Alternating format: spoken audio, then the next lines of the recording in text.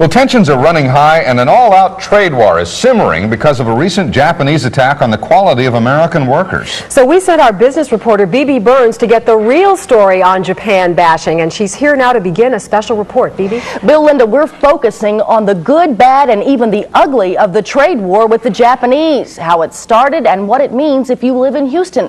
Tonight, we start with the ugly, as for decades, the Japanese flooded the American market with low-cost goods that, quite honestly, even our own government went along with.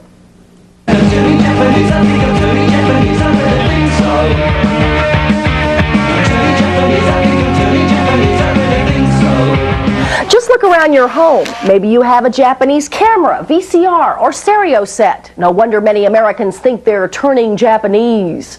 These days, many Americans are turning their backs on the Japanese. We ought to send back all of their cars and stop taking their goods. In the past, price fixing and product dumping helped the Japanese wipe out the American television, electronics, and auto industries.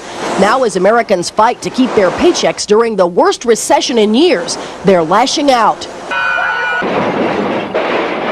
Americans bashed back when Japanese officials said American workers were lazy. The result? A wave of anti-Japanese sentiment stronger than at any time since World War II. I don't like what they said. I may be fat, but I'm not lazy. Apparently the Japanese Prime Minister doesn't think too much of us red-blooded Americans. Here in Houston, signs of tension. Tomball's car dealers use shots of Pearl Harbor to stir up sales of American cars. We've been getting a lot of positive phone calls, and of course a lot of friends have said, you know, I don't think I'm going to buy another foreign car. But it gets very confusing. Some American cars are built overseas. Some Japanese cars are built here by Americans. You just bought a Japanese car? Yes, it's my 5th in a row. I bought my first one when I was at General Motors, and of course that didn't go over too well, but... No doubt we're losing the fight over car sales.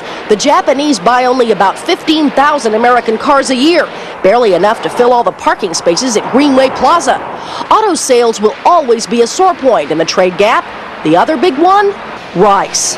They send all their automobiles over here, they send all their stereos, TVs over here, and yet not one grain of rice can be sold in Japan, and we don't like that. Tokyo housewives would love to buy Steve Ballas' Texas-grown rice if they could. Japanese rice costs 5 times more. But farmers can't sell American rice in Japan. Even worse, Texas farmers have seen the cold face of Japanese hostility. Ask the farmers who set up a booth at a Tokyo food show a couple of years ago. At the show, they were asked to leave, and they didn't leave, and the next day they were told they would be arrested if they did not pick up their display and leave the country immediately. That must be very hard feelings. Very frustrating for rice farmers, very frustrating. It's disgusting is what it is. The Japanese sure got Howard Cruzy's dander up. The Cruzys have made Bluebell ice cream up in Brenham for generations. But after treating some visitors from Japan like royalty a few years ago, they learned that those visitors had stolen the Bluebell name in Japan. After a furor, the Japanese company surrendered rights to the name, but Bluebell still got a long fight ahead to put cookies and cream on Japanese tables. How do the Japanese feel about this tension? Many fear an American backlash. Others think it's political.